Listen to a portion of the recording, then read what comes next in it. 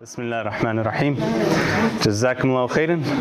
Again, as always, for coming out. Inshallah, we have an exciting lecture. All of these are going to be exciting, but this one is kind of non-stop exciting. So, inshallah, it'll be enjoyable. It might also be a little bit longer. The last lectures, we've been going about 45 minutes. This one, I might use the full hour of lecturing, and then inshallah, we'll still have time for questions at the end. So, we talked last time about, we gave a really quick run through of the seerah of the Prophet Muhammad ﷺ, much quicker than the seerah deserves, but inshallah enough to give us just that introduction that we need to the history of the Ummah and that jumping off point that we always begin with. And as we said, there are so many more resources available to look into that.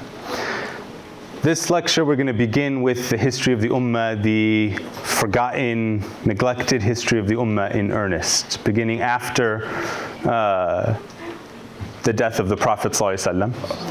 And we begin with the burial of the Prophet Muhammad ﷺ.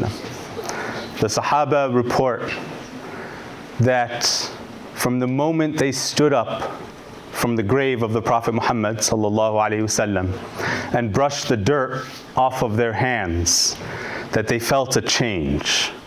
Everything in their world, everything in their lives changed. And they remembered the words, and we remember the words of the Prophet Muhammad ﷺ when he said, "I am a protection for you, and you are a protection for the Ummah." And when the Prophet ﷺ is gone, that protection that they are responsible for, the protection for the rest of us, sets in earnest. And very quickly they set about selecting the successor of the Prophet Muhammad ﷺ, the person who's going to become the ruler of this newly emerging state, and the head of this newly emerging religious community. They select Abu Bakr as-Siddiq radiallahu anhu, and he chooses very significantly not to go with the terms of the times. He doesn't call himself a king, he doesn't call himself an emperor. He chooses to be the Khalifa of Rasulullah sallallahu alaihi wasallam, which we view now as this very lofty term because of the history of Khalifas in the Islamic, in our own history. But in actuality is a very simple term. It just means the one who follows. He's just the successor. He's just the person who comes behind, follows after in the footsteps of the Prophet Muhammad sallallahu alaihi wasallam.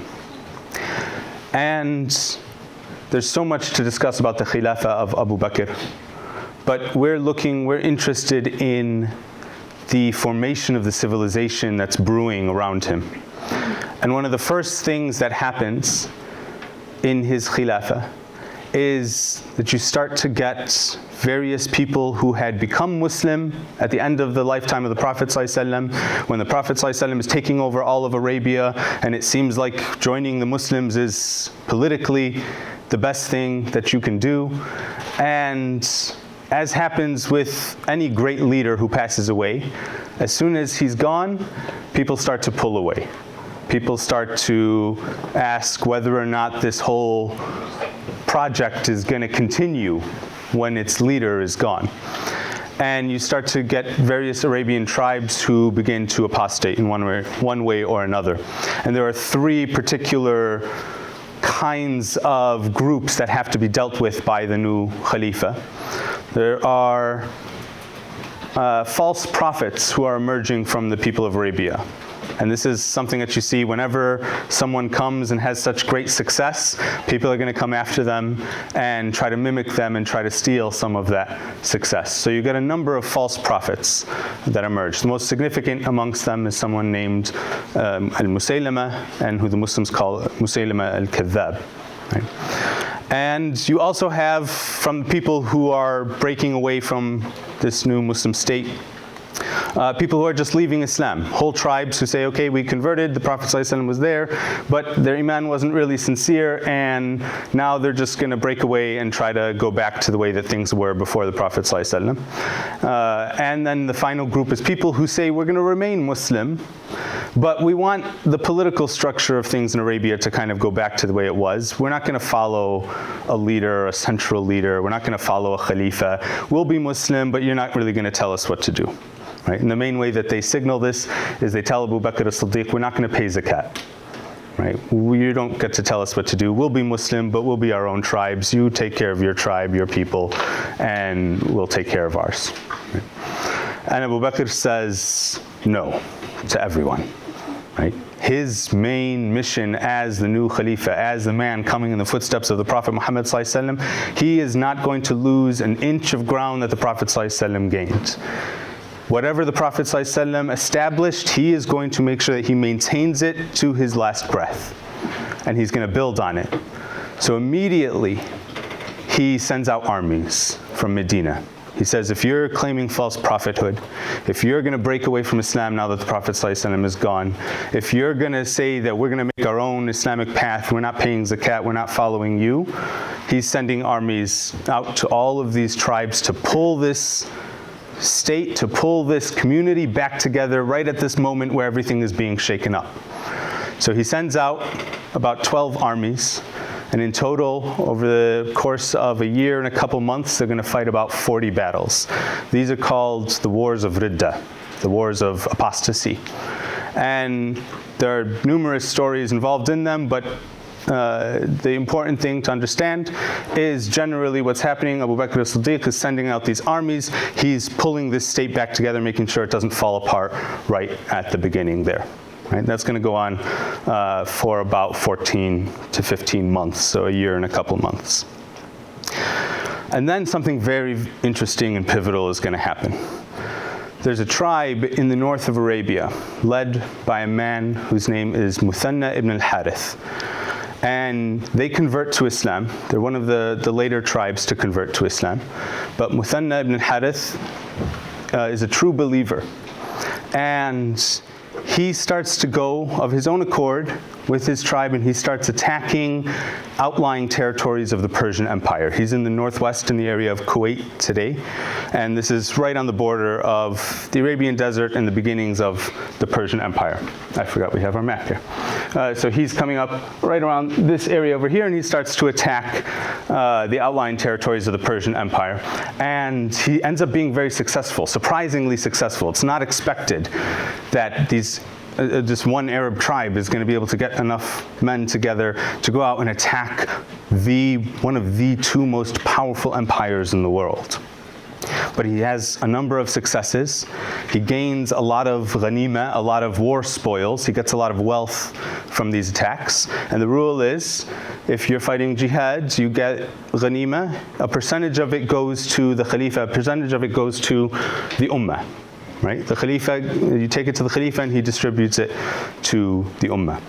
And so to signal to Abu Bakr as-Siddiq his sincerity, or just as a signal of his sincerity, he goes after a number of successful battles, goes down to Medina, brings that portion of the wealth that he's supposed to give to the Khalifa. He gives it to Abu Bakr, and Abu Bakr immediately sees, we have here an opportunity we weren't ready for yet. We weren't expecting this to happen. We knew, the Prophet ﷺ said, you're going to conquer the palaces of Kisra in Persia, and you're going to conquer Rome, and you're going to conquer Yemen. They knew this was coming, but they weren't expecting it this quickly. But when Muthanna comes and brings this wealth to Abu Bakr as-Siddiq, they see this is actually possible. We can do this now. So Abu Bakr puts him in charge. Now he's formally in charge of leading the Arab armies in that region against the Persians. And Abu Bakr tells him that I will send Khalid ibn Walid. Right now, Khalid ibn Walid is leading an army in Al-Yamama, which is going to be kind of on the eastern portion of the Arabian Peninsula, against Musaylim al-Kadhab. As soon as he's done with that, he's going to march his army north. So he sends message to Khalid and tells him, when you're done, don't come back to Medina, you're going into Persia. Right? Very rapidly. This is months after the death of the Prophet ﷺ. This is just about a year after the death of the Prophet ﷺ. They're going to start pushing into Persian territory. One of the first contacts that the Arabs have with the Persians, there's a Persian general. His name is Rustum. And he is one of the people at this time. There's a little bit of uncertainty of who's the ruler of Persia, because their empire is starting to crumble following the promise of Allah subhanahu wa ta'ala that he would tear up Khusro's kingdom just as Khusro teared up the letter of the Prophet ﷺ. So there's a little bit of confusion. Rustum, this general of the Persian army, is one of the people who is debated or in line, or he's supporting someone. He's one of the people in this political fight. He comes down with his army down to the borders of Arabia, and he meets these incoming Muslim tribes. And when he asks them, let's sit and talk. You guys just attacked us. Let's sit and talk and figure out what's going on here. And they say, what do you want? And he says, why are you attacking us? This is crazy. This is insane. We're the Persian Empire. We will wipe you off the map. So he comes with all of his strength and all of his pride, and he's, out of his own perceived magnanimity, he's going to give the Arabs a second chance. He wants to tell them, we know you made a mistake here, you went further than you were supposed to, we don't want to destroy you, so we'll give you a second chance. And he meets with the Arabs. The Arab army sends a messenger. He's a man named Rabi'a ibn Amir. And Rabi'a goes, Rustum summons him to a meeting. And Rustum sets up this great Persian tent. You've all seen Persian rugs. That's the kind of finery that's coming out of this empire, that's been coming out of this empire for a couple thousand years at this point. So he sets up this glorious pavilion, and it's full of all of this luxury. And Rustum has this great couch that's set up there as a throne, and he has all of his soldiers in their beautiful armor, and he brings this full show of the wealth and power of the Persian Empire. And he has Rabi'a come and meet him. And Rabi'a is a Bedouin. He's a simple Arab, comes in on a horse with his tattered clothing, and it's described that his sword is just wrapped in some cloth. He doesn't even have a shield, and he just has it tied to his back. And he comes in on his horse, and he rides his horse right into the pavilion. That's how big the pavilion is. He rides his horse in, he gets down from his horse, he reaches down and pulls up one of these great big tassels from this huge rug, and he ties his horse to it. And the Persians are all shocked, like, why isn't this guy reacting to all of our wealth and all of our power? He just comes in, ties his horse to the rug, and the guards try to stop him. They say, you can't bring your weapons in here. And he says, look, your general summoned me. I can go back and we can keep fighting. If you want me to come in, I'm bringing my weapons. Right? Completely unfazed by everything in front of him. So they let him in. And Rustum asks him these questions. What's going on? Why are you doing this? Why don't you let us give you a second chance? And Rustum asks him, why are you attacking? Where is this coming from? And Rabi'a gives a phrase that's going to become the motto of the Muslim conquests in these lands. He says, we have come لنخرج العباد من عبادة العباد إلى عبادة رب العباد. We have come to free the slaves from the worship of slaves and to guide them to the worship of the Lord of the slaves.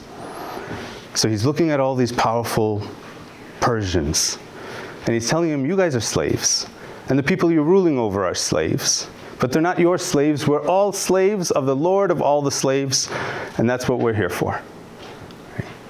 Very simple idea. They try to negotiate. Ultimately, there's no negotiation that's going to be happening. The Muslims know what they want, and the Persians are going to fight them.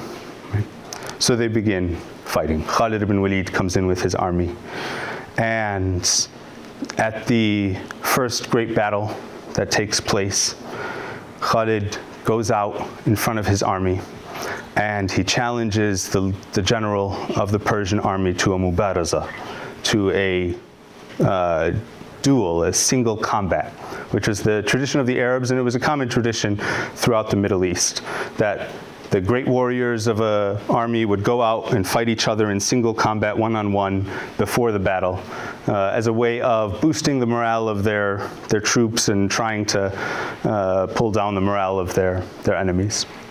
And so Khalid challenges them, and because Khalid is the general, he has to be met by an equal general. So Rustum goes out to fight, and Khalid fights him and kills him, and as soon as he kills him, the battle begins, but the Persians have just lost their general, and the Muslims defeat the Persians in their first battle. And Khalid will go on to fight battle after battle with his army. He's taking about 15 to 18,000 Muslims, and on average in each battle they're fighting 20, 30, 40,000 Persians. In every battle that they fight, going all the way up into Persia, they're going to follow a path going from Arabia up to where it says Kufa there. Kufa was not a city at the time, because it's a Muslim-built city. The city that's there, Khalid's main target in this first phase of his campaigns, is a city called Al-Hira. That's the gateway to the Persian Empire. Kufa will be built in the outskirts of Al-Hira, and eventually it will grow and encompass Al-Hira and become the dominant city.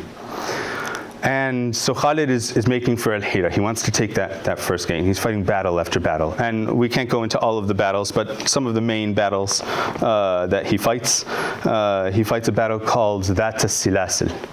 Dhat al-Silasil is the battle of the chains. There's a battle during the Sirah, during the time of the Prophet ﷺ, that has the same name. This is a different battle. And in that battle, the Persians come and they chain all of their soldiers together. And this is a maneuver that they're doing to make sure that their soldiers can't retreat. They want to show their enemy that we're here to fight to the end. Of course, Khalid is a brilliant tactician, easily one of the top 3 generals in human history. I would say the top general in human history myself, but military historians generally agree that he's in the top 3. And he's going to use that to his advantage. The Persian soldiers are all trained together. Khalid is going to use light cavalry tactics. He's going to run around them. He's going to attack them from all sides. They end up massacring the Persians. In that battle, just before that battle, Khalid does the same thing that he did in the first battle. He challenges the general to a duel. He's doing this at each battle. He's done this now a few times by the time they get to the Battle of the Chains. The general at this point is a man named Hormuz. And by this point, he's caught on to what Khalid is doing. Every time there's a battle, Khalid challenges the general, he kills the general, and then the Persians have to fight without their top officer. And so Hormuz says, I'm not going to do this, we're ending this. And he devises a plan. Before the battle, he goes out to the battlefield and he buries 12 Persian soldiers in the sand. And he gives them reeds, straws, that they can breathe out of. And then the next day, he accepts Khalid's challenge to a mubaraza, to a duel, and they fight at the site where the Persian soldiers have been buried. And at a certain point, the soldiers jump out of the sand while Khalid is fighting the general, and now he's outnumbered 13 to 1. And there's a soldier in Khalid's army, and the battle is taking place, or the duel is taking place a little bit removed from the army. And there's a soldier in Khalid's army who's one of the tabi'een, who's a great warrior. His name is Qaqa ibn Amr al-Taymi. And Qaqa sees this, and he runs from the Muslim lines. And he runs to Khalid, and he jumps in the fight, and Qaqa and Khalid fight all 13 Persian soldiers and kill all of them. Then the battle begins. Then they wipe out the soldiers who are trained together. And they go again, battle after battle. The next great battle that comes is called the Battle of the River. Then after that, I'm not going to go into details with all of these, otherwise I would love to. I love the tactical details, but we'd be here forever. The next great battle after that is called the Battle of Walaja, and that is a battle that is taught in military colleges around the world to this day, specifically for one tactic that Khalid ibn Walid used, which is considered the most difficult tactic in battle to this day. It's called the tactic of double envelopment. Sometimes it's called a pincer maneuver. It's an extremely difficult, it's written about in history books, military texts, as far back as we can go. Sun Tzu, the Chinese famous tactician, wrote about it, and Greek historians write about it, and they always say this is extremely difficult, don't try it. Because basically what you try to do, you break your army up into 3 divisions, and you line them up in a row. You have a center, and you have a right wing and a left wing, and you spread your army out as thin as you can, right? Which is dangerous because it becomes very easy for an enemy charge to break through your lines and get behind you. It's also dangerous because the maneuver requires you to pull your center back. I know I'm going into way too much detail here, but I can't resist. You pull your center back and you feign a retreat, and you try to lure the enemy into attacking your center portion, and then you bring the right and the left wings around them and you envelop them. It's called double envelopment. And it seems very simple, but it's extremely difficult to pull off, and Khalid pulls it off in multiple battles. It's his favorite strategy. And to this day, Khalid bin Walid is taught at West Point, at Sandhurst. West Point is the American Army Military Academy. Sandhurst is the British Army Military Academy. They still teach it, and they still emphasize how difficult and impossible it is. But they mention Khalid bin Walid whenever they talk about that. Eventually, Khalid is able to take Hira, and this opens the gate into Sassanid Persia. And they keep going. He takes Al-Anbar, which is still a big city in Iraq today, and he keeps moving. Al-Hira, what he said, is Kufa. Al-Anbar is a little further, and he's following the river on this side. So the western of these 2 rivers is the Euphrates. He's following the Euphrates north, and he's conquering everything he can. When he gets to the top of the Euphrates there, right at the border there between Sassanid and Persian, Persian and Roman territories, the blue and the red area there. At this point, the Persians are being attacked by Khalid and his armies. The Romans are being attacked by Abu Ubaidah ibn Amr al-Jarrah, who's a great companion of the Prophet ﷺ. He takes another army and he's attacking the Romans. So the Muslims under Abu Bakr as-Siddiq are attacking not one, but both of the greatest empires in the world at the same time. And both of them, by this point, by the time Khalid gets to the top of the Euphrates there, both of them are terrified. They both start out thinking, we're going to wipe these Arabs out so quickly, and they both end up thinking, who are these people? They're taking everything. And we mentioned this in the first lecture, the Persians and the Romans at this point have been at war for 680 years. When Khalid gets to the mouth of the Euphrates, at a place called Firaz, the Persians and Romans turn to each other and they say, the only way we're stopping this guy is if we fight together. So after 680 years of conflict, they're forced to fight alongside each other, otherwise they know they're both going to be defeated.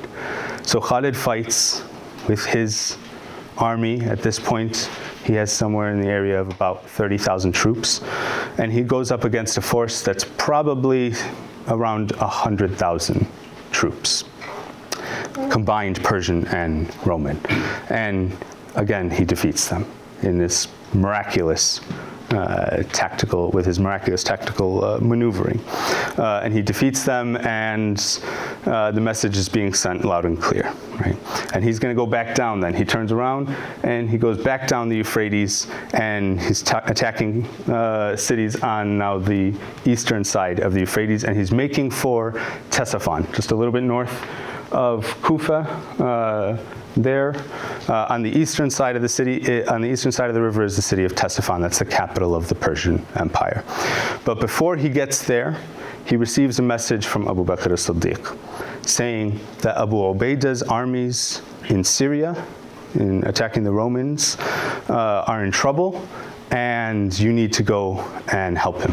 So he takes his elite cavalry. Khalid always fought he had a larger army, but he had a smaller unit of his mobile guard, right, which were his elite hand-picked cavalry. He takes them and he force marches his cavalry across the Syrian desert, which is called the most inhospitable desert in the world. It's one of the most dangerous deserts in the world to this day. And he force marches them across the desert. Another maneuver that nobody does, and that nobody's expecting. So Abu Ubaidah is in Syria, right? He's over here. He's not far from Damascus at this point. And his armies are surrounded by Roman armies. And Khalid ibn Walid goes through the desert, takes him about a week, and he comes up out of the Syrian desert, and the Romans are not expecting for anybody to come from that direction. And not only does he come out of the desert and actually survive the journey, but he survived the journey with enough energy left in himself and his men to be able to immediately attack the Romans, and they attack the Romans from behind, and now Khalid joins up with the Roman armies, with the Muslim armies attacking Rome. Right? So he's going back and forth. He just cut the Sassanid Empire in half, right? And I know their empire is territorially large, but Iraq, modern day Iraq, is the heart of the Persian Empire, right? And going into a little bit into modern day Persia. So don't get confused by those terms. Iraq is completely controlled at this point by the Persians. And he's just taken all of that. The last two targets that he had were a fortress called Qadisiyah and the capital of Ctesiphon. And Qadisiyah is just outside of Ctesiphon.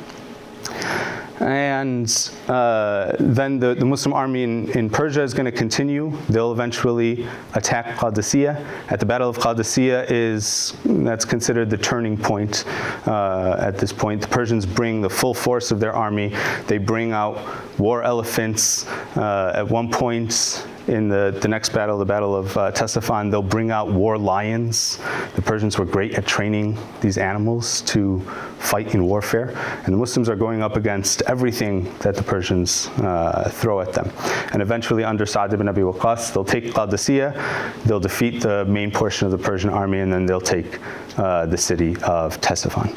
And there's a beautiful moment after they take Ctesiphon under Sa'd ibn Abi Waqqas, where Sa'd has to go on. His army has other places that it has to go. But he leaves as the governor of Ctesiphon, the most appropriate person from the companions of the Prophet Muhammad ﷺ. He leaves Salman al-Farisi, who at this point is 80, 90 years old.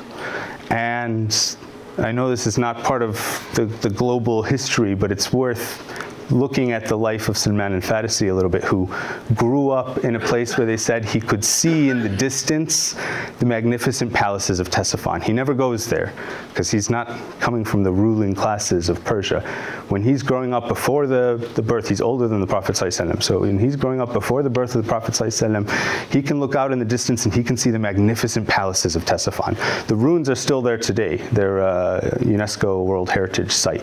You can see these massive white arches that would have been the main support beams of these palaces. They're huge. And they say he could see them when he was a kid. And now he's gone through this extremely long journey. He goes through his whole travels. He becomes enslaved. He ends up being a slave in Medina. He meets the Prophet ﷺ. He becomes one of his greatest companions. Now he's 80, 90 years old. And Sa'd ibn Abi Waqqas brings him into the palace of Ctesiphon and sits him on the throne and tells him, "You are the governor now of all of this." And the ulama say, you take from the story of Salman al-Farisi, he gave up his own lands in pursuit of Allah subhanahu wa ta'ala, in pursuit of the truth, and Allah subhanahu wa ta'ala returned those lands to him to rule over in their entirety. It's a beautiful moment in Islamic history. And of course, by that point, all that wealth and all that power has no effect on his heart. They say he lives the rest of his life in a little hut outside of the palace, and he never gets any wealthier during his time as governor. He owns a donkey and the clothes on his back, and when he returns to Medina, after his time as a governor is done, he still has a donkey and the clothes on his back. Right? Beautiful, beautiful examples that we have from, of course, the companions of the Prophet Muhammad ﷺ.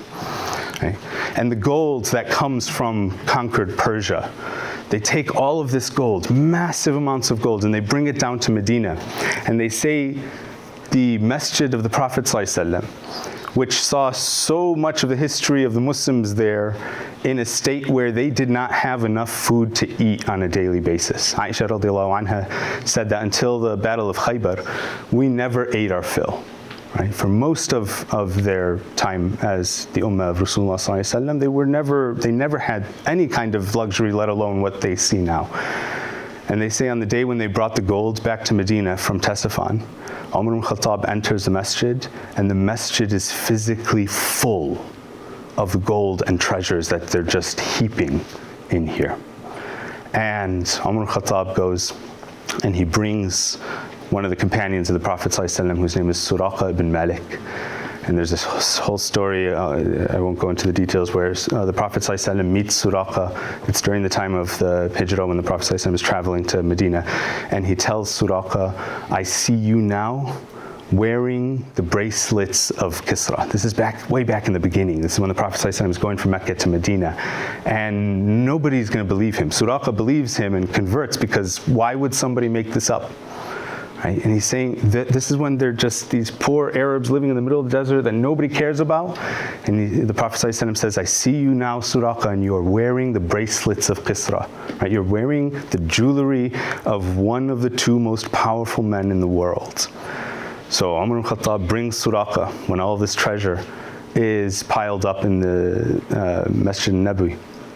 And he puts the bracelets on Suraqa, and he puts the robes of Kisra on Suraqa, and he dresses him up, and then Umar starts to cry.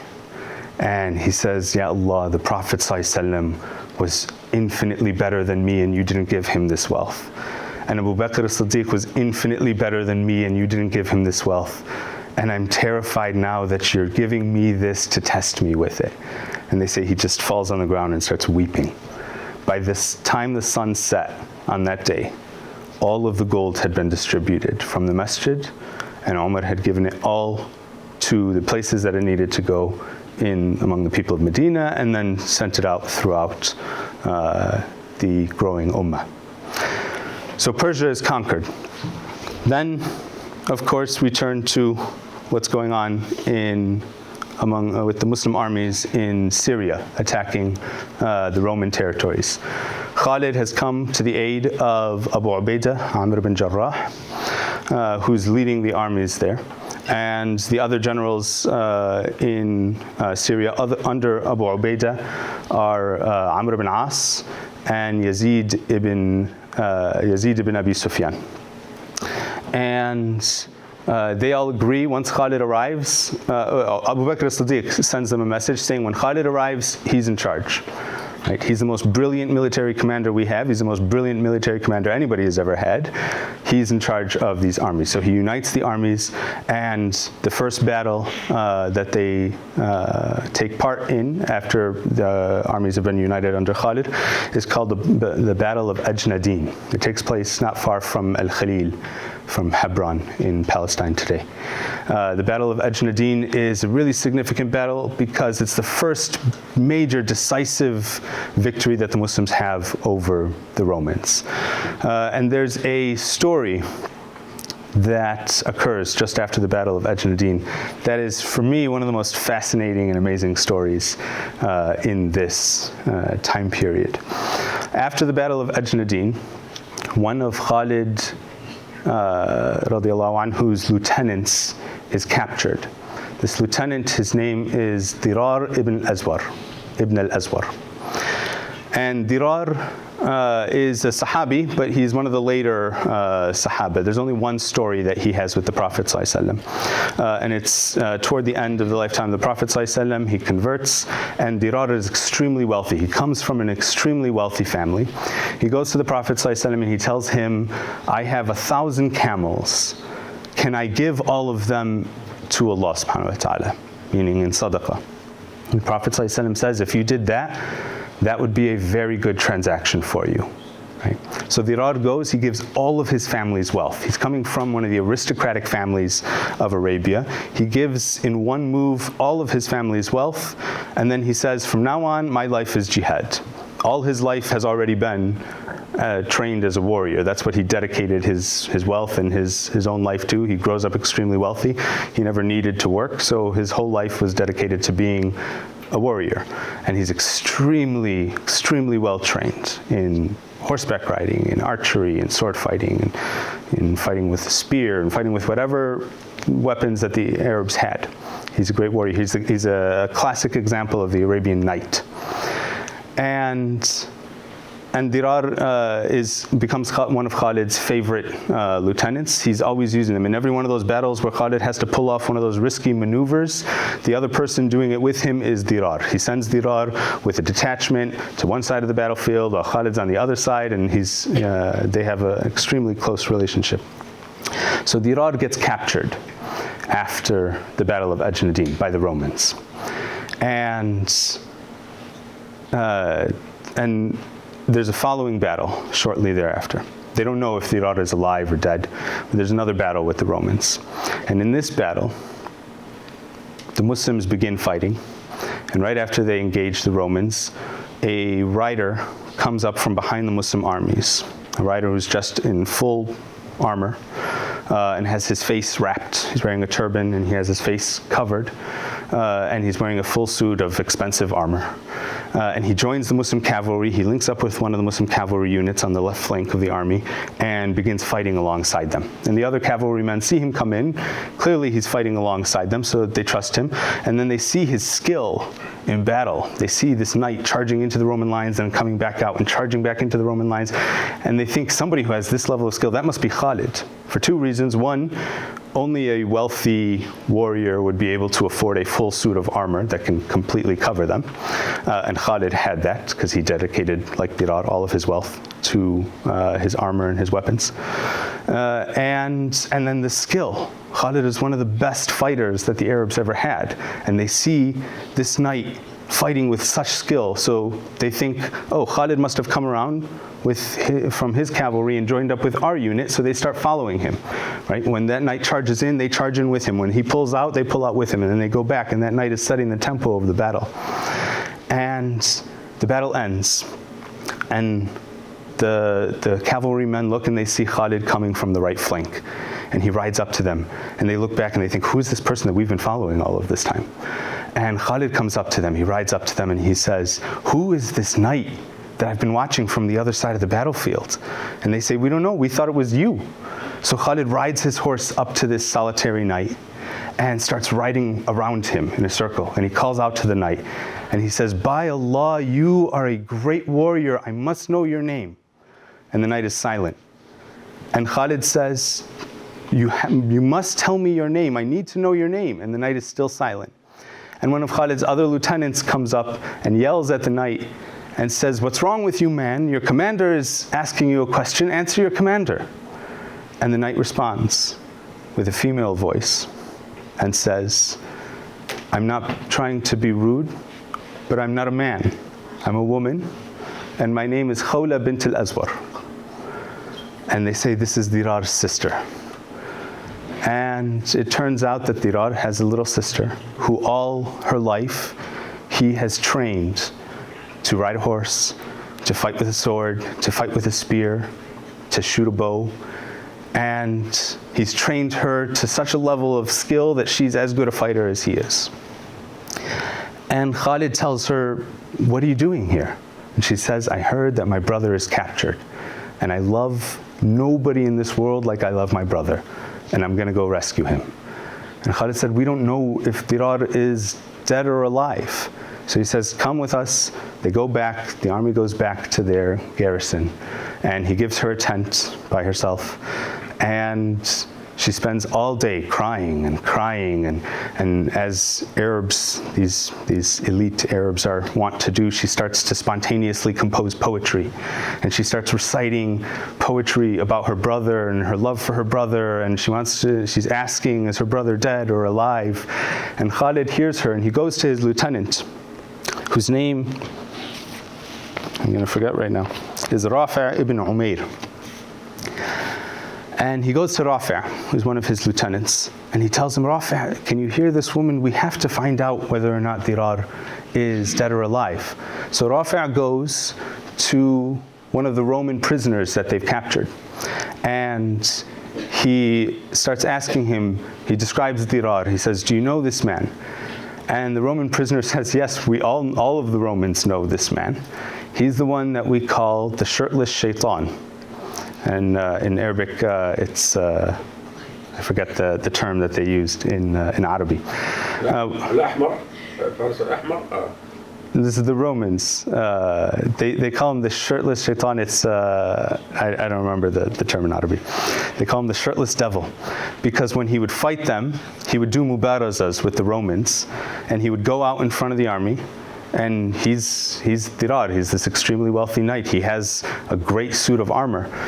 He would take off all of his armor, he would take off his shirt, and he would challenge the Romans to a fight. And they would have to respond.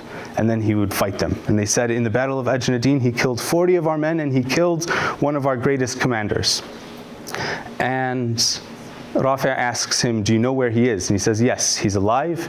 He's being held in a military camp outside of Homs.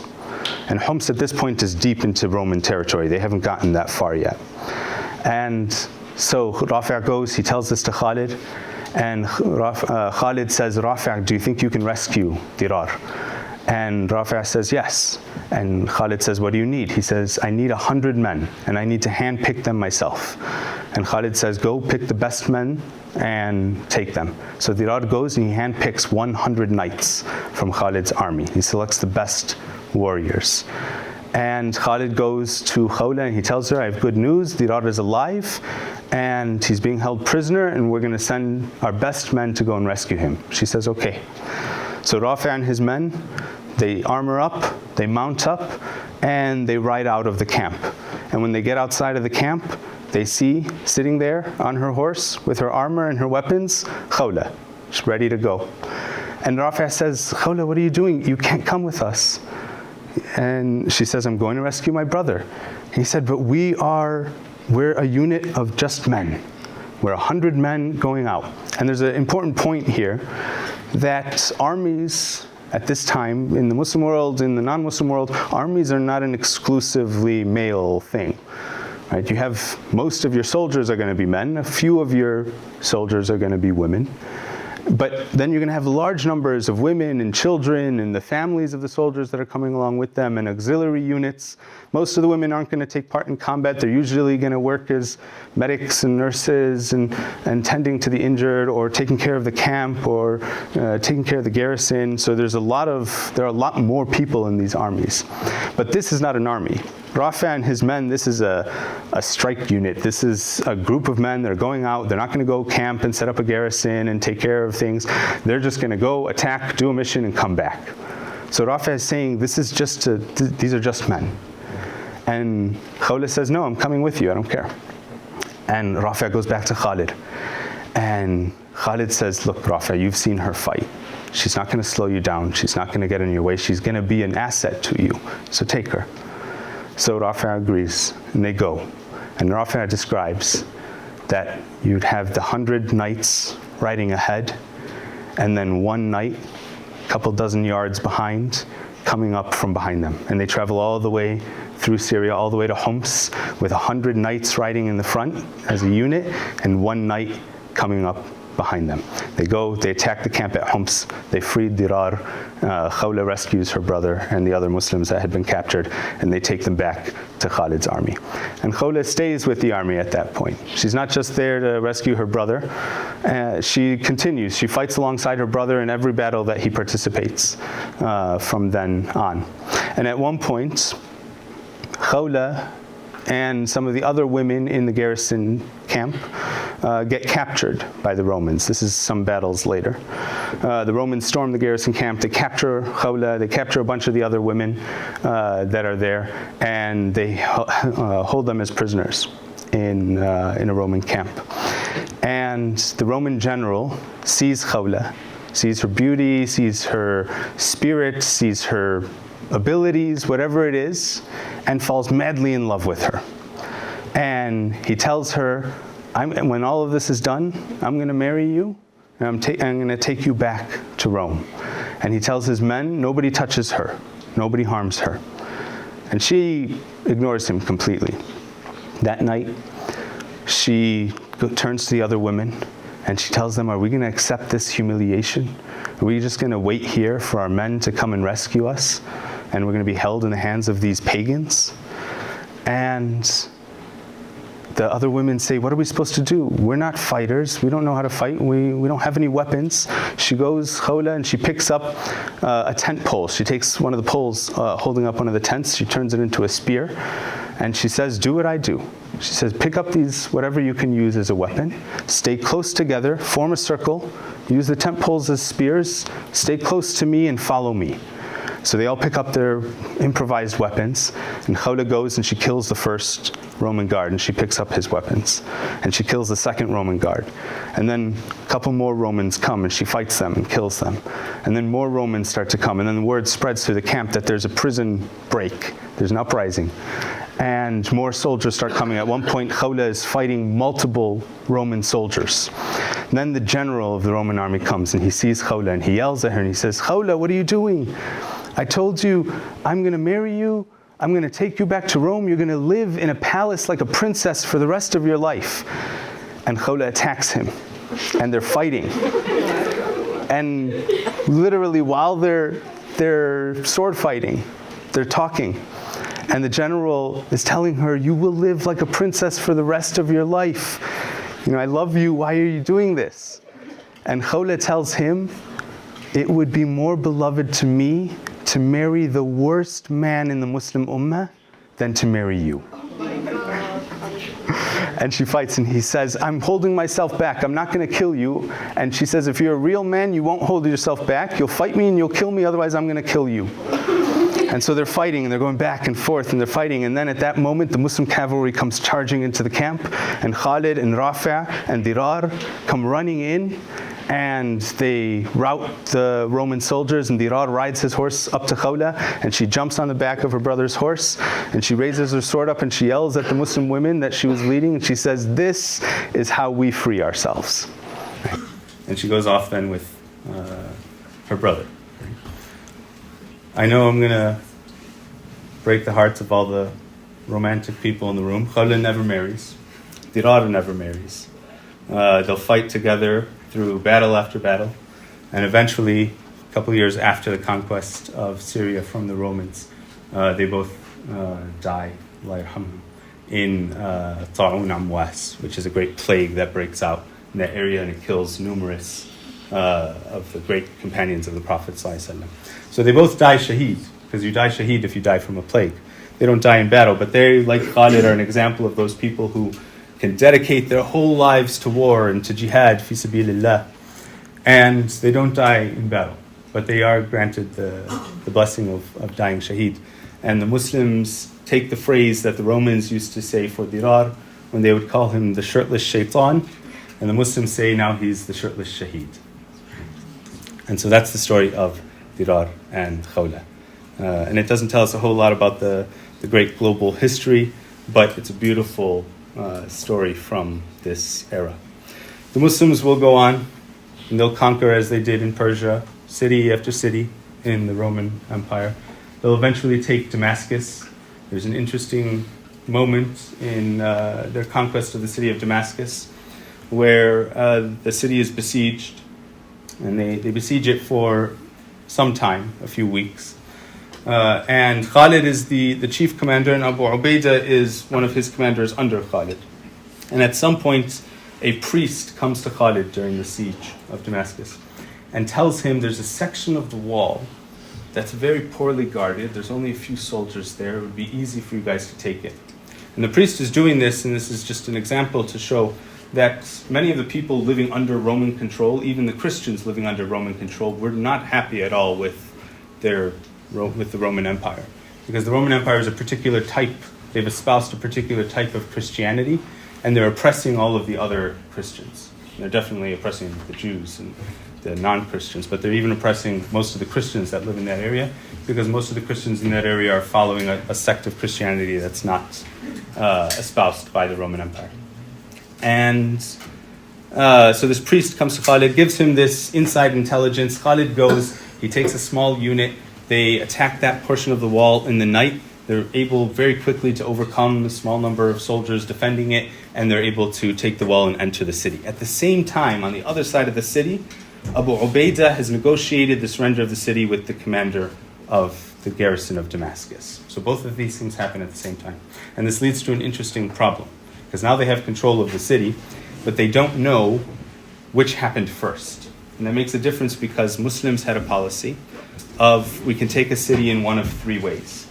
Either we come with our armies to the city and we give them the message of Islam and the leadership of the city becomes Muslim, in which case they're one of us and we're one of you and you become part of this new empire and we let you rule the city.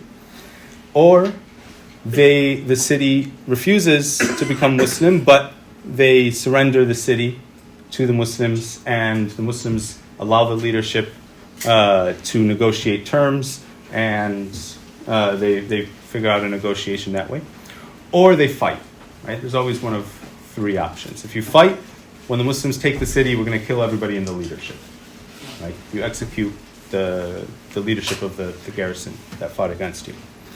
So in this case, they don't know which happened first. Did they conquer the city because Khalid broke through the walls, or did the Abu Ubaidah negotiate a surrender? Which happened first? Ultimately, Khalid outranks Abu Ubaidah, but in terms of Sahaba, Abu Ubaidah far outranks Khalid. Khalid is one of the last of the Muhajirin to become Muslim. He becomes Muslim right before Fath Makkah. Abu Ubaidah is the fourth or fifth person to become Muslim. Right? He's one of the Ashra Mubashara. He's one of the favored companions of the Prophet ﷺ. So Khalid, even though he technically outranks Abu Ubaidah, he tells Abu Ubaidah, you outrank me here, we'll go with what you want. So they negotiate the surrender of the city of Damascus. They allow the Roman leadership to leave, tend to carry their wealth to walk to Roman lands, and they take over the city there. The final event in all of this that we'll talk about. The Muslims have taken over pretty much all of the Syrian province of Rome. Heraclius, the emperor that we started our series with a few weeks back, recognizes that they've been defeated in Persia, in Syria. The Roman armies are wiped out, and he retreats from Syria and returns to Anatolia, to modern-day Turkey, which is the heart of the Roman Empire at the time. And as he's leaving Syria, it's reported that he looks back and he says, "O Syria, you were the prized province of our empire, and you will be a beautiful province for our enemies." And he leaves, and he goes, and the last city in Syria to be conquered is Jerusalem, is Al-Quds. And I've told this story a couple times now in the last couple weeks in other contexts, but it's a beautiful story, especially for what we see going on right now. The leader of the city of Jerusalem at this point is the head of the church, because most of the Roman officials have left, but the Roman patriarch of the church is now the head of Jerusalem. He negotiates a surrender with the Muslim armies, but he says, his name is Sophronius. Sophronius tells the Muslims that Jerusalem is too precious a city for me to give its keys to just anyone. If I'm going to give its keys to someone, it's going to be to your Khalifa. He has to come and receive them himself. So they send message to Umar al-Khattab way down in Medina. And Umar travels from Medina to Jerusalem. And on the day that Sophronius receives a message that the Khalifa is finally going to arrive, everyone has been waiting for weeks. The Muslim armies have been waiting. The people of Jerusalem have been waiting. Sophronius has been waiting. He receives this message that the Khalifa is going to arrive today. He gets himself all dressed up. He puts on his red priest robes, and he puts on his great big hat, and he has gold tassels. And he sits on a lectica, which is the Roman chair that's carried on the shoulders of 4 or 6 servants. And they carry him out, and he comes out with all of his fanfare and all of his pomp and circumstance. And he goes out and joins the Muslim armies outside of the city, waiting for the arrival of the Khalifa. And they see a figure materialize on the horizon. And he comes closer and closer, and they see that it's a man riding a donkey being led by another man. And the two men and their donkey come up to the army, and Sophronius goes out to meet them. Sophronius asks the man on the donkey, I'm waiting for your Khalifa, where is he? The man on the donkey is silent. He nods to the man in the direction of the man leading the donkey. So Sophronius turns to the man leading the donkey and says, I'm waiting for your Khalifa, where is he? And the man says, I'm the Khalifa. I'm Umar ibn Khattab. And he's wearing his clothes that have been hemmed and sewed multiple times that still have the stains of travel on them. And Sophronius asks him, why are you walking in here leading this donkey? And Umar says, me and my servant traveled together, and we had a deal that I would ride the donkey one day and he would lead it, and then the next day he would ride the donkey and I would lead it, and we traded off. And today was his day. And so I'm leading the donkey. And Sophronius at this point is ashamed. He's embarrassed. He's supposed to be this man of God. And he's looking at this man who looks probably much more like what Jesus would have looked like according to their own teachings. The clothes that he's wearing and his humility and his character. So Sophronius gets down off of his lexica and he asks Umar, what are your terms? We want to surrender the city, but we need to negotiate. And Umar says, my terms are this. Every Roman official is to leave the city and take whatever wealth that he can carry with him, and we will give them safe passage to Roman lands. And Sophronius says, that's amazing. That's a great deal. Because when we take a city as Romans, we enslave half the population, or we enslave a third of the population, massacre a third of the population, and then we steal the wealth of everybody that's left, and we plunder the city for a few days, and we take everything that we can, and we put our own people in charge. And Umar says, no, we're not going to do any of that. Your officials have to leave. They're the only people that have to leave, and they can take whatever wealth that they can carry. And Sophronius says, what else? And Umar says, everyone in the city who practices a religion will be allowed to continue to practice their religion. Everyone who speaks a language will continue to speak their language. Everyone who wears their own cultural clothing will continue to wear their clothing. We will build our places of worship, and we won't harm any of your places of worship. And we'll teach our children our religion, you teach your children your religion. You're not allowed to teach our children your religion, and we're not allowed to teach your children our religion. Right? We don't want to do anything. If we're going to be honest, religious neighbors living with each other, we're not going to force anyone to convert, but we're not going to do any secret strategies of trying to infect each other's children with other ideas. And Sophronius says, is that it? And Umar says, that's it. Sophronius says, I will surrender the city to you immediately. He gives Umar the keys. Then they enter the city. Umar says, walk with me. So they enter the city walking. Sophronius is walking and Umar is walking. The Muslim officers come in with them. Everyone is walking because the Khalifa is walking. And Umar asks Sophronius, is there a place that I can pray? And Sophronius says, please come, you pray in my church. Umar says, no. Because if I pray in your church, I know my people, they'll come after me and they will want to build a masjid in the place that the first Khalifa to enter Jerusalem prayed. And Sophronius says, okay, we'll find you a spot. He says, there's a place right next to my church. It's an empty piece of land. No one owns it. No one is going to lose anything. Umar says that's acceptable, so he goes and he prays. And today, in Jerusalem, there's the Church of the Holy Sepulchre. It's a central church of Christianity. It's the most important church in the Christian world today. And right across the street is a masjid called Masjid Umar ibn Khattab. Because Umar knew his people. He knew us. He knew exactly what we were going to do. And Umar goes to Sophronius and he says, I want to see Masjid Aqsa. I want to see the temple. And Sophronius says, Sophronius takes him to a place and says, okay, here's the temple. And Sophronius is nervous. And Umar says, no, this isn't it. My prophet described it to us. I know what I'm looking for. Take me to Masjid al-Aqsa. And Sophronius takes him to another place. And Umar says, no, this is not it. I know what I'm looking for. My prophet described it to me. Take me to Masjid al-Aqsa. Sophronius says, look, we really hated the Jews. We Romans, when we conquered this place, the Jews fought against us and we oppressed them and they fought back. And so we massacred them. We killed all of them that we could find, and we took the rest and we exiled them as far from this place as we could, and we destroyed their temple. And Umar is horrified. He's saying, how could you do this? This is their holy city too. How could you drive them from here?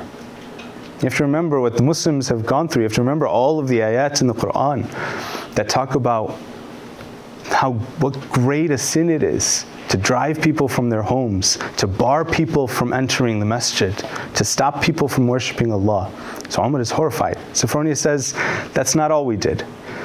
We hated them so much that we took the site of the temple that we destroyed and we turned it into a landfill.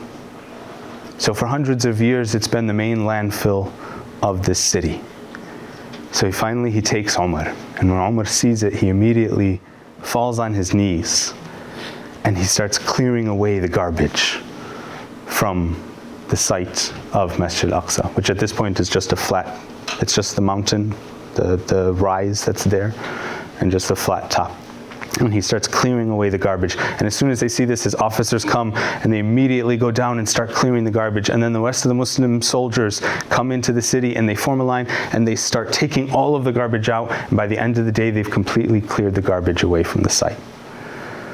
And Umar gets up and he turns to Abdullah bin Salama, one of the great companions of the Prophet ﷺ, who before he became a Muslim was the chief rabbi of the Jews of Medina.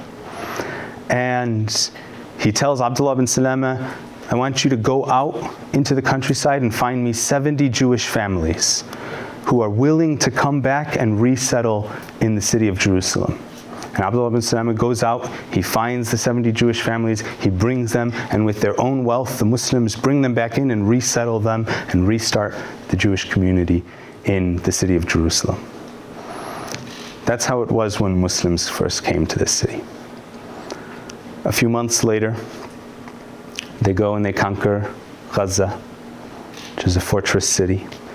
And from there, they begin to enter Egypt, and their armies go and they conquer, during the lifetime of Umar and the following Caliphs, they'll conquer about halfway through North Africa. They conquer Egypt and Libya. And then under the Umayyads that will come after the Khulafa Rashidun, they'll conquer the rest of it. Okay. And we'll end there, inshaAllah. And we'll open up to questions. But before that, we should think about what our history tells us about this place that we are thinking so much about today. What it was like when Muslims came into this land. The counter example to what we see when other people take control of it. And we should make dua and ask Allah subhanahu wa ta'ala to grant our brothers and our sisters who are suffering right now in Gaza, who we are all thinking about as much as we can. So let's raise our hands inshaAllah and make dua. We ask Allah subhanahu wa ta'ala to help our brothers and sisters who are suffering in Gaza, to relieve their suffering, to accept the martyrs from among them, to heal the sick and the injured among them. We ask Allah subhanahu wa ta'ala to bring them a hero like the heroes that He brought to this place before. We ask Allah subhanahu wa ta'ala to bring us and our Ummah leaders like the examples of leaders that He brought to us before. Jazakumullahu khairan. Allah bless you all.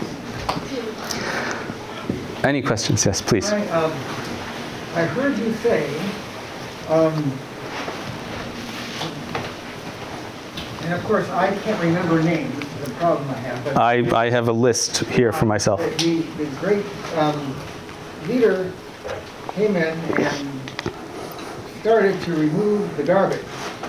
And this place was the place that is known today as the sacred mosque on the hill? Yes. This is the place. This is the place that I've never heard this, and this is so powerful to me.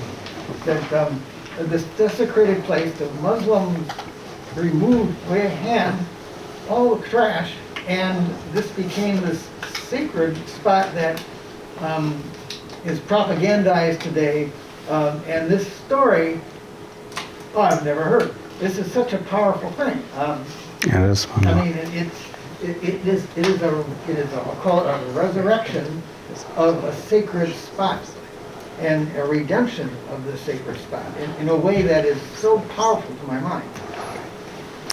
It is fun. I mean, you can't hear these stories and not be shocked at the state of the world today, because this history, it's not just the Muslim community that's forgotten history. It's that as a rule today, people don't think about history from any community. And when you delve into history and you see the connections and you see the examples that are given, you really realize you can't engage with any narratives going on in the world today if you don't have this history to understand, at the very least, how things can be done differently. And this particular spot is so important. It's so central to this whole debate, right? The whole argument of the Jews want to resurrect the Temple of Solomon that was destroyed. Masjid al-Aqsa has to be understood, and I don't know if I myself never really processed this.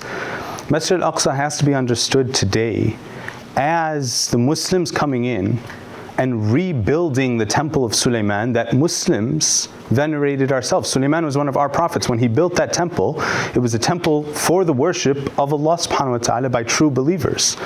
And it was destroyed once before, and it was rebuilt by the Persians, and then it was destroyed again by the Romans. So there's the first temple and there's the second temple. Masjid al-Aqsa is the third temple. We wouldn't call it a temple, we call it a masjid. We call it by its original name because it was originally built, not by Sulaiman, it was originally built by Adam alayhi salam. Prophet tells us in a Sahih Hadith in Sahih Bukhari that Adam alayhi salam builds the Kaaba as the first building built on earth. And then he says 40 years later, actually in the Hadith it says 40 later, it doesn't give a unit of time, we assume years, but it could be something else, that he goes to the place that's going to become Jerusalem and he builds Masjid al-Aqsa. Right? He builds Bayt al-Maqdis, he builds the second place of worship in the world. And when Sulaiman is coming, he's building on the foundations of what Adam alayhi salam built. And when the Persians come back and rebuild the temple, the second temple, which is called the Temple of Herod, that's built on the site. It's the reconstruction of Sulaiman's temple. And when the Muslims come in and they build Masjid al-Aqsa, which is the whole complex, it's not the Dome of the Rock, and it's also not the other masjid. The other masjid is called Masjid al-Qibli. We also call that Masjid al-Aqsa. Masjid al-Aqsa is the whole thing, right? It's the whole complex, even the outdoor spaces there. When they do that, they're rebuilding this place of worship. So it's not built, the narrative has been that the Muslims came and they built their place of worship on top of the ruins of the Jewish place of worship. They rebuilt the Jewish place of worship. And Muslims prayed there, and Christians prayed there, and Jews prayed there, and Muslims never had a rule. Today, there's a rule in place that says that only Muslims can go there. When you go there today, a guard will stop you, and they don't stop everybody, but if they think that you don't have the right look, they'll stop you and they'll ask you to prove that you're Muslim, because the rule is that you have to be Muslim to pray there. That was never the rule. The people who established that rule, that you have to be Muslim to pray in that place, were the British. When the British took over in 1919, they established this rule that only Muslims could pray there. And we inherited it and we thought, oh yeah, that sounds right, only Muslims can pray here. Right? But up until the entire history, talking 1,000 years of this history, Muslims allowed anybody to come and pray there. There's a Christian Palestinian professor who I've worked with before, who told me that when he was young, his father used to take him to Masjid al-Aqsa, and there's a place, if you go, Masjid al-Aqsa there's tunnels underneath it, there's ancient tunnels underneath it. There's a room there where they say Maryam alayhi salam lived, and there's a tile, or a big stone, they have these big stone tiles in the ground, and one of them is kind of hollowed out. It's about this big, it's this hollowed out space. And they say that's where she kept Isa, that was his cradle, that she kept him in this hollowed out stone. This is not confirmed necessarily by any hadith or anything like that. Some Muslim ulama believe it. Some say, no, that's probably not true. But a lot of the Christians really believe it. And I know I'm going on here, but he told me about how when he was a kid, his father would take him to that site and they would pray there. Right? And this is before the British rule was really enforced. So, yes, it's an extremely powerful story about an extremely important place, and we have to know that history if we're going to do anything about what's going on today. We have a question in the back. Could you just quickly talk about jumping from Abu Bakr's Khilafah and then Umar Yes. What was the process in terms of Umar succeeding Abu Bakr? Yeah, so we kind of skipped over that. At the beginning, Abu Bakr is the one that's the Khalifa at the time when the campaigns first begin, going into Persia and into Rome. And by the end, we were saying it's Umar. Abu Bakr dies just under 2 years after the Prophet ﷺ. And Umar becomes Khalifa. Abu Bakr is, when he knows that he's dying for a certain amount of time, he becomes sick, he knows he's going to die, he's anxious to go meet the Prophet ﷺ. And he starts going around among the elite of the Sahaba and talking to them, and he asks them, who do you think, he goes to each one and he says, who do you think should be the next Khalifa? So he takes this shura, and this is one example. We'll go through all of these, inshallah, we'll go over it next time. Each of the 4 Khulafa Rashidun select their predecessor in a different way. So they give us 4 examples of how a Khalifa can be selected, right? And they show there isn't just one way. Abu Bakr goes to each of the companions, he talks to them, he gets their advice, he does this shura.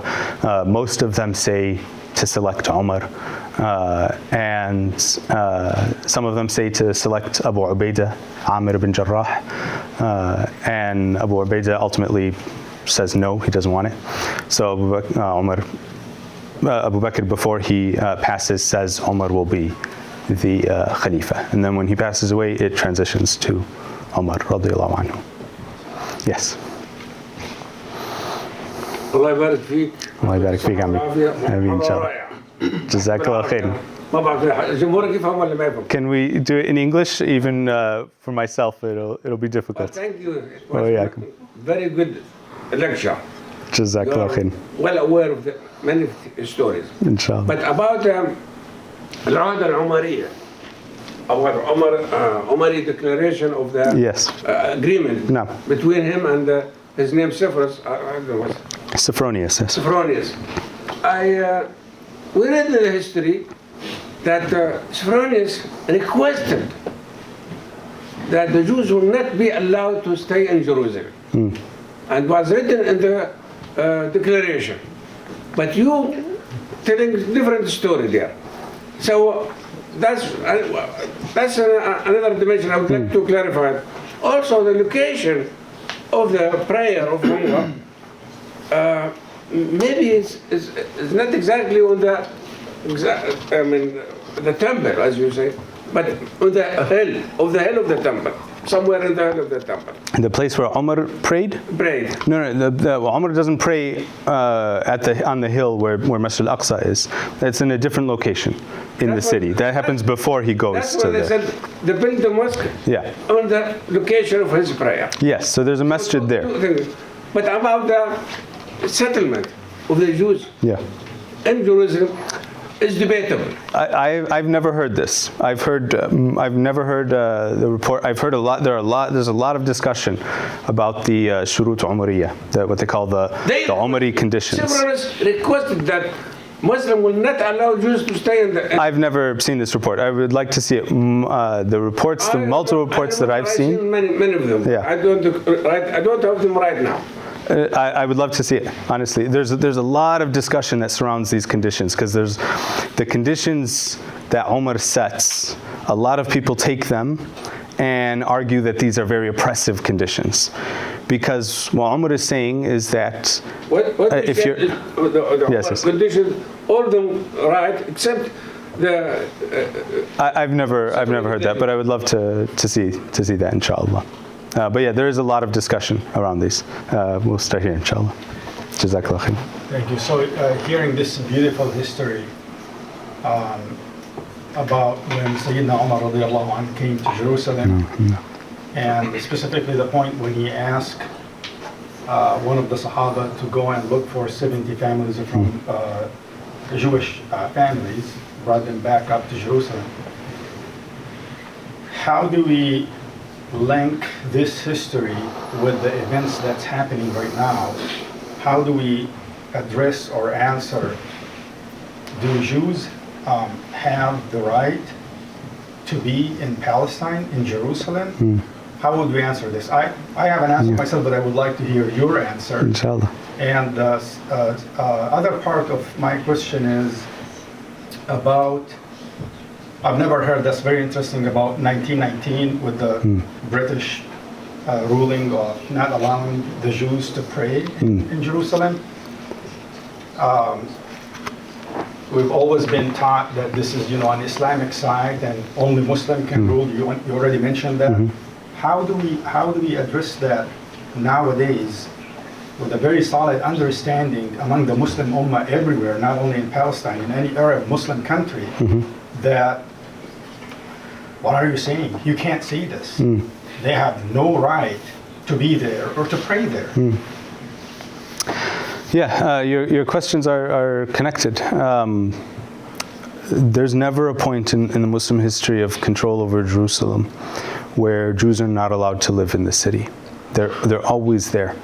There's one moment, so Umar al-Khattab brings the Jews back into the city of Jerusalem, and then there's one moment in the whole history when the Crusades happen in 1099.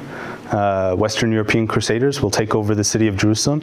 They massacre the Muslims, they massacre the Jews, and they massacre most of the Christians living in the city. And for the next almost 100 years, the Christians will be in control of the city of Jerusalem, and there are no Jews in the city, but there are also no Muslims in the city. And when the Muslims take the city of Jerusalem over, they bring the Muslims back in, they bring the Jews back in too. So there's that one interruption, but it's because of Crusader control of the city. The entire rest of the history of Jerusalem, Jews are allowed to live there. As long as Muslims are there, Jews are there. Up until the end of this period that we're talking about, at the end of the Ottoman Empire, the city of Jerusalem is 10% Jewish, 9-10% Jewish, which is a large percentage of any population. I always mention when I say this that African Americans in America are 13% of the country, and you see the presence of African Americans in American culture. And so Jews are always there. Muslims never had this. Jews are there, Christians are there, different denominations of Christians are there. We'll continue to emphasize this point as we go along. The Muslim-controlled world that we call the Middle East today is an extremely diverse place. You're talking 60, 70, 80 different ethnicities. Right? Numerous languages are being spoken, numerous religions are being practiced. It's not just Muslims and Christians and Jews, there's Zoroastrians, there's Sabians, there's Mandaeans, there's so many, and then when you get into different kinds of Christians, there's so many. So it's an extremely diverse place, and it's always diverse. And Muslims support that because there's no conception of for us to be here, and this is the turning point. Right? When we come into the modern age, there's a change in thinking, where we say only one people can live in a place at a time. Right? If Muslims are here, then Jews can't be here. Christians can't be here. Right? Muslims never had that conceptualization. So we have that even in our masajid. And the first example of this is the Prophet Muhammad ﷺ. When the Christian delegation from Najran comes to meet the Prophet ﷺ, at one point they say, we want to pray. So they all get up and they all pack up and they're going to move out and pray in the outskirts of the city of Medina. The Prophet ﷺ says, no, you guys, you do your prayer here. Him and the Muslims, the rest of the Muslims leave the masjid and they do their Christian worship with all of its religious problems for us in the masjid of the Prophet ﷺ. Right? So we've never had this concept that our places are restricted to just some kind of Muslim identity and only Muslim worship can be done in a place like this. We've always had this concept of openness, right? We don't have the concept of openness in the sense of you can come into our community and you can be a missionary and you can teach anything that you want. And no, we still have, we're going to take care of the Muslims that we're responsible for. You take care of your populations that you're responsible for. But that remains true throughout the history. When it comes to the question of do Jews have a right to live in Jerusalem? Absolutely. Muslims ensured that right, and we will ensure it again in the future, right? Jews living in a place has nothing to do with whether or not Muslims can live there too. The question of what's going on today is the exact opposite. It's people are saying we can't be there, right? You have a state that's coming in that's saying only the Jews can be here, right? It's not the problem. The problem with, I know I'm going on here, but the problem is not that they're saying that Jews can be there. That was never the problem. When the British started shipping in, loads of Jews coming in from Europe to Palestine, people sold them homes, people welcomed them into their homes as guests, people sold them land. There was no concept of we have to bar these people from coming in. Right? That's why the Jewish population increases so dramatically in Palestine at that time. So there's a change in mindset that happened there that changed all of this. I'm going to go. Second part of the question, 1919, the yes. worshipping on the. Or did you address that? We'll get there, inshallah. That's the end of our lecture series here. But that's, in 1919, the British come in, they start importing these ideas, right? Jews and Muslims can't be in the same place. We see things like, you get these bizarre situations like the Masjid in Khalil, Masjid al-Ibrahimiyya in Hebron, that's divided. The building is physically divided because they say the Muslims and the Jews can't mix, so the Jews pray in one part of the building and the Muslims pray in another part of the building. Muslims and Jews were worshipping in those sites. Ibrahim is sacred to the Jews, Ibrahim is sacred to the Muslims. They were worshipping in those sites for 1,000 years. They didn't need a barrier wall, right? Now, that's the mindset that we have now, and as Muslims, we need to overcome that. I'm going to go Mama first. I was just going to point out, I understand your point, which I agree completely.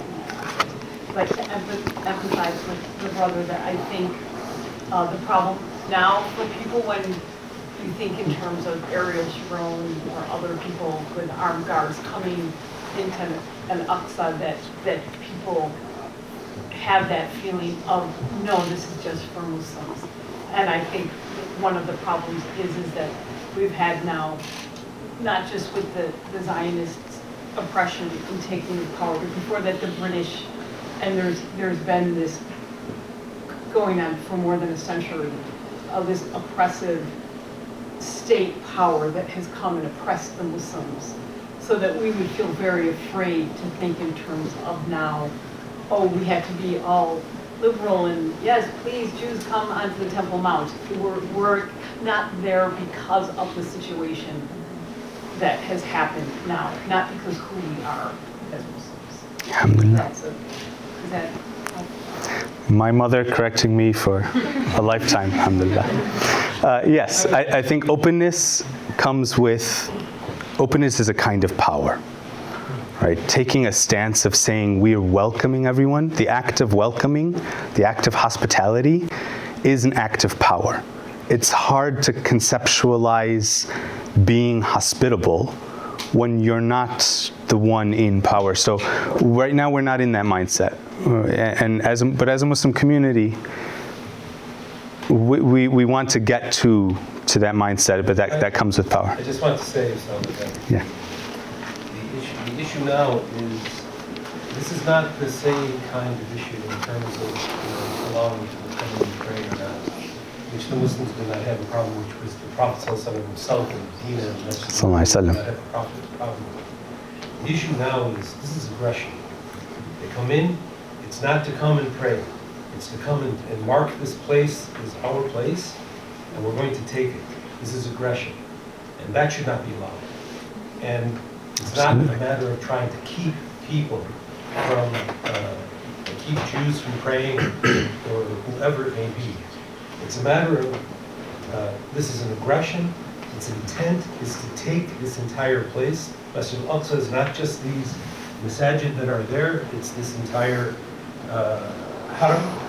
And it's not haram in the sense of, and I think this is a confusion for Muslims, it's not haram in the sense of Mecca and Medina where, only Muslims are allowed. Jerusalem has never been like that, Masjid al-Aqsa has never been like that. But the issue here is aggression. And they should not, Muslims should take a stand to prevent that aggression. And I think that we have to be honest with what is taking place. And what is taking place is eviction. What is taking place is a taking over and removing of the people who are there, Palestinians and whoever.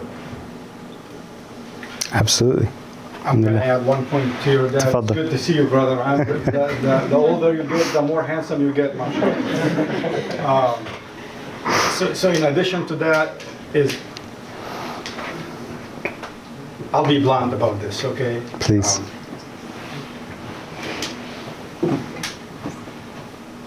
The mentality of the Palestinians, if not, I could say, for the majority of the Arab countries, that's understanding that's how we talk in the street, that Jews are not allowed and should not be allowed in the Masjid al-Aqsa. This is purely for us, okay? So you brought a very controversial point. Certainly it's well taken from history, and yes, the concept of being, having the upper hand and the power and being hospitable to other races and religions, but where do we draw the lines that this is, a sacred Islamic place versus is going to be shared? Like, even if you're looking at the hadith that we're having in the Sunnah, how Prophet Adam built the Masjid al-Aqsa, and then 40 years after that, in the narration, Masjid al-Haram was built, and each era with each prophet that comes with it, it brings different ruling and understanding. So the time of Musa alayhi salam was the time of Musa with his people. The time of Isa is the time of Isa with his people.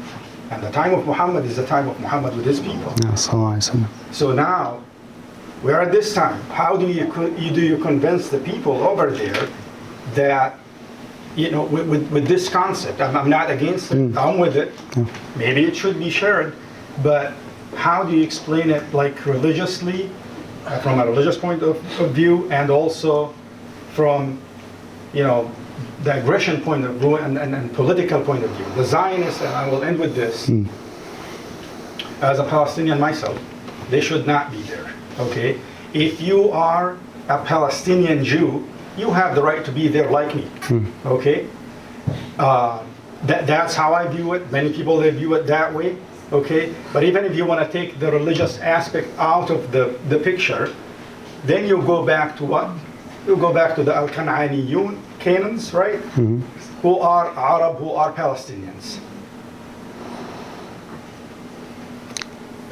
Yes, all of these are. This is what we're going to be thinking about. It's in these terms that we are going to be thinking. I can't give the answers to all of this. What I would just, I really have nothing to add to these statements here. There is a difference between us talking about who can come into a place and pray based on the way that we are instructed to interact with other religions, the relationship that we as Muslims are supposed to have with people of other communities, especially Al-Kitab, people of the book, and the question of power and oppression and everything else that we're seeing. And it's difficult for us to grapple with these ideas in such an intense moment that we're observing right now. Power is never going to be that question of oppression, the question of justice, the question of what Muslims are supposed to do in the face of the suffering of anyone who's suffering, but especially in the face of the suffering of our brothers and sisters. That's not a question of our values of, should people be allowed to pray in a place and not pray in a place, and like we're emphasizing here, right?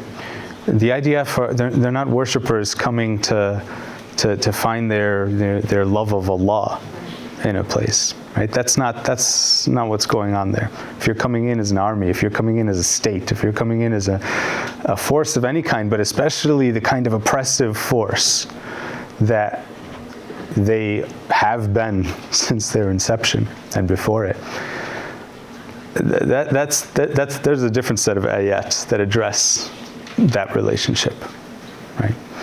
And we're gonna see through this history what it looks like when Muslims are in power. And that's one of the reasons that we want to do this history.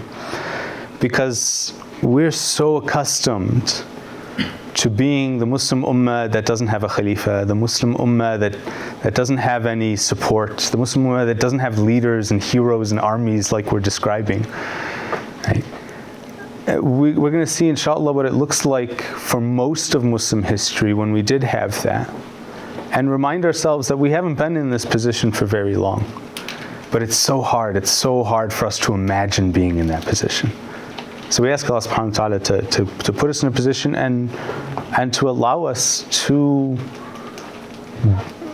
if He gives us, returns that power to us, to allow us to be like those people who came before us. That should not confuse us as to what's going on right now and what our actions should be in this position. Yes? My question is nothing compared to all the good questions that we already got. Alhamdulillah. The companion Abdullah ibn al-Jarrah, if I remember correctly, he passed away due to a plague as well. Yes. So the brother-sister duo, I've actually never heard about that. Yes, subhanAllah, that was really interesting. Did they also happen to die in the same? It's the same plague, yes. So the companion is Abu Ubaidah Amir ibn Jarrah. He's one of the Ashra Mubashara. He's one of the first people to convert to Islam. He becomes the governor of, under Umar ibn Khattab, he becomes the governor of Syria. And he dies. There's a plague outbreak. It's called, in Arabic, it's called Ta'un Amwas. It's the plague of Amwas. And it kills a huge number of people throughout Persia and Rome and the Mediterranean world. And it happens in, it's 641, I think, somewhere in that area. And yes, so it's the same plague that kills Khawla and Dirar, and it kills Abu Ubaidah. And there's a beautiful, heartbreaking story of the last conversation between Abu Ubaidah and Umar ibn al-Khattab, when Abu Ubaidah knows that he's going to die in this plague. I think Umar radiallahu anhu tries to save him, yes. But out of his humility, he says no, I would rather stay with my people, and he basically died. Yeah, so he refuses to leave. He's also thinking of Umar is trying to convince him, come to Medina, we don't have a plague here, And Abu Ubaidah says, no, I'm staying with the people that I've been sent to care for. And he reminds Umar of the hadith of the Prophet ﷺ, when the Prophet ﷺ said, if you're in a place when a sickness breaks out, don't leave that place. Right? The wisdom of the Prophet ﷺ that we were all using when COVID came. That you don't want to be running around and spreading disease and trying to save yourself, and you end up spreading it somewhere else. And Abu Ubaidah goes back to Damascus after his conversation with Umar, and he remains in the city, and they say he was treating the sick in the city up until the moment he died. Allah yarhamhu. Please. Last question, inshallah, just for the sake of time. Inshallah. My question is related to the Byzantine Empire. Please. So I would like to know if it was the same Heracles who received the letter from the Prophet Yes. at the beginning of Islam. Mm-hmm. If was the same one who was there when the Muslim started to conquer that area. Yes. If he's the same, Mm-hmm. what was his reaction when did he remember about? Yes. Yes, so we started this lecture series talking about Heraclius, the emperor of the Roman Empire. And we'll talk about this idea, but when you hear the term Byzantine Empire, the Byzantine Empire is the Roman Empire. It's the exact same thing. The term Byzantine is used by historians. It was never used by the people who lived there. It's used by historians to refer to that era of the Roman Empire. Right? So Heraclius is the same emperor. He's the one that receives the letter from the Prophet ﷺ. He's the one that he believes the Prophet ﷺ when he reads the letter. He accepts Islam, but then his advisors come to him and tell him, if you do this, you'll be driven out of power. The Romans will never accept this. And so ultimately he recants his Islam, and he watches for the next few years as the Muslims who he knows are the right people who he wanted to join, but He couldn't let go of his power. It's a tragic story in the end. He couldn't let go of the power that Allah subhanahu wa ta'ala blessed him with. If he had, he would have been given so much more power, which is the tragedy. And he watches as the Muslims take over, and there are numerous reports of him talking to other Romans, saying he knew the Arabs were going to win because he knows they're on Islam, they're following the true message of Allah subhanahu wa ta'ala. He watches as they conquer his territories, he leaves Syria, and he dies a couple of years later. He never think about. He never, as far as we know, Allahu Alam, but he never seems to come back to Islam at that point. May Allah bless him. We'll continue next time, inshallah.